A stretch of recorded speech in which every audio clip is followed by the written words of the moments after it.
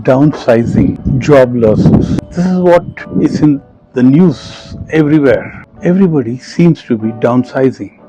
What's happening? One is obviously the impact to business by all these geopolitical conflicts that are happening across the globe. It's raising the cost of fuel, cost of gas, it's raising the cost of raw materials, and it's hurting business. Combined with the birth and growth of new technologies like the impact of AI, it's seriously affecting the number of jobs that are available and companies are willing to retain. Today I want to talk about what you should be doing if unfortunately you are part of those people who are being downsized. Let's take a look at this quickly. If you are the one who got that email, who got that one-to-one meeting invite where this was communicated, the first thing you must avoid doing is to go into this emotional victimhood where you start thinking that either you have been victimized or you are no good. Don't get into any of them. Most job losses have nothing to do with your abilities. It's more to do with what the company can afford to retain. They're nothing to do with you personally. It's that role which they're cutting off. So don't even waste time trying to think what could I have done different. Am I bad? Am I a failure? Waste of time. It's not true. Remember, job losses are painful, but emotional overreaction can only hurt your cause. So be careful. For the first 72 hours, be careful not to take any emotional decisions. Do not write angry emails. Do not abuse the company in public. Do not break relationships or spoil relationships. Do not go into isolation. Instead, pause and think and plan your next steps, your next actions. The professionals who bounce back quickly are the ones who are emotionally stable. So don't overreact. Be calm. Remember, your new employer might be talking to your previous employer and taking references. So protect your reputation. Be calm, especially when you're disappointed. I want to use the next part of this video into looking specifically into different age groups, because I realize that the different age groups have different action plans that they can do. Let's start with people in their 20s. This probably is the time where it is the least impact of such an event. Yeah, obviously it hurts emotionally.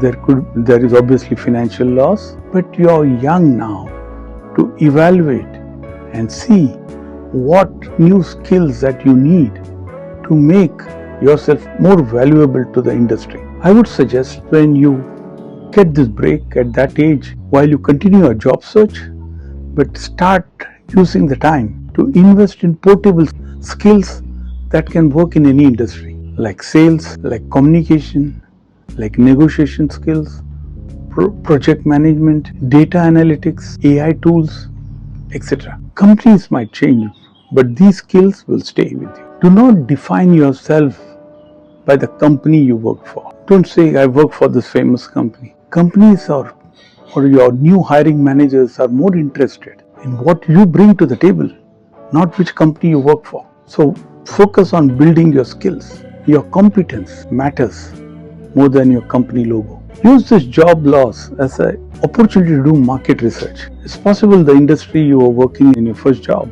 is shrinking. Maybe your role is slowly getting obsolete. Probably AI is taking all that over. Maybe automation is coming. Whatever the reason, once you learned, you can make corrections. So it's good. You learned early. So make corrections and changes when the cost of change is still very low. And here's another thing which I don't think people understand. You need to network much before you really need the network. If you are looking to connect to people only after you lost a job or you need the network, then it's too late. Build your network much before you really need the network. Your network is your career insurance. Now let's look at the 30s and the 40s. At this age, job loss is a much more bigger impact, because now you have family, you have children, you have aging parents, you have EMIs, you have built a certain lifestyle. So it's far more difficult. And the biggest mistake here is many of the people in this age group have become too comfortable. They have become complacent. They have stopped learning. They have stopped networking. They have stopped reinventing themselves. And then the market has changed, and then there's downsizing, and they just don't know how to handle this. My first advice to them is, when something like this happens, be real. Don't let ego stop you from taking action. First thing you need to do is stop the financial bleed. See all those expenses which you can cut off, do that immediately. Don't let ego come in your way. Parallelly, start treating job search like a full-time project. Don't hang around waiting for somebody to call you. What should you be doing? Update your LinkedIn, contact your network, spread the word that you are available, do industry research, speak to recruiters, upskill yourself, learn new things, learn new skills. Most of you at this age may not be so familiar with AI, so please go and do some courses on AI apps and AI tools. Also remember, at this age, your reputation is your tool, is your brand. Be known as somebody who's professional, who's calm, who's emotionally mature and can handle pressure. And like I said earlier, learn new technologies and their applications. The professional who can combine experience with modern technology will become extremely valuable to any company. And lastly, do not tie up your self-worth with your designation. I see most people put their entire identity around their designation: vice president, director, country head. These are all rented. What you is your character and your ability and what you can give to the industry. Don't confuse the two. Character is you. Designations are borrowed. Finally, let's come to the age bracket of 50 plus. This is the most difficult because age indeed becomes a barrier. Most companies don't hire people at that age, and if you lost your job at that time, it just makes it more and more difficult. The first thing you have to do is to avoid trying to go and approach job search the same way as young people do. Don't compete with them. Understand the difference of what you bring to the table and what the young people bring to the table. You bring experience, understanding of your industry, crisis management, leadership maturity, in-depth knowledge. You've been there, seen that before. The younger lot know the tools, they know the process problem, you know the consequences, and that's a big difference. So bring your wisdom, not just execution. The roles you will look for will be a little different. It will be more advisory, consulting, fractional leadership, training, board participation, and of course coaching. Your experience is now your intellectual capital. And just be careful and take care of your health while all this is happening, because you're, from a health point of view, most vulnerable at this age. The stress of job loss can impact. Take care of your sleep, your food intake, your daily walks, your mobility, and your thinking, your mindset. Protect all this, because in all this, your health has to be good. Remember, a tired mind can make poor career decisions. Don't let ego come in the way of accepting jobs which may be smaller than what you did earlier. This probably could be your re-entry, and that helps you come back again. So don't worry if the job is titled big or small in scope.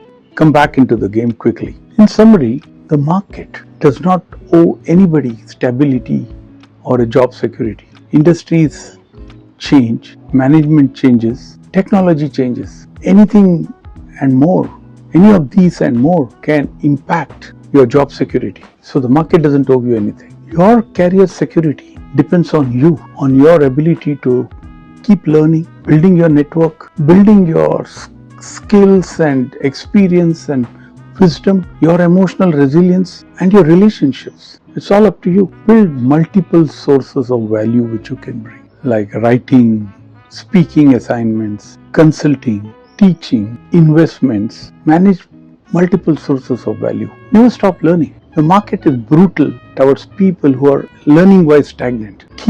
Be curious, keep learning. Let me end by saying, don't let a job loss affect you personally. Some of the most revered and respected people in the industry today have gone through some very humiliating failures in their career, and they all come back. These failures help them to reinvent themselves and come back more strongly. You can come back too. Keep learning, keep your mental strength strong, keep your network strong, keep your relationship strong, and build your brand. Protect your reputation. Your brand is what sells. So stay strong. Hope this helped If you are in that situation today, or if you know somebody who's in this situation, forward it to them. Hopefully, it will help them in their fight back and their comeback. Till the next week, stay unstoppable.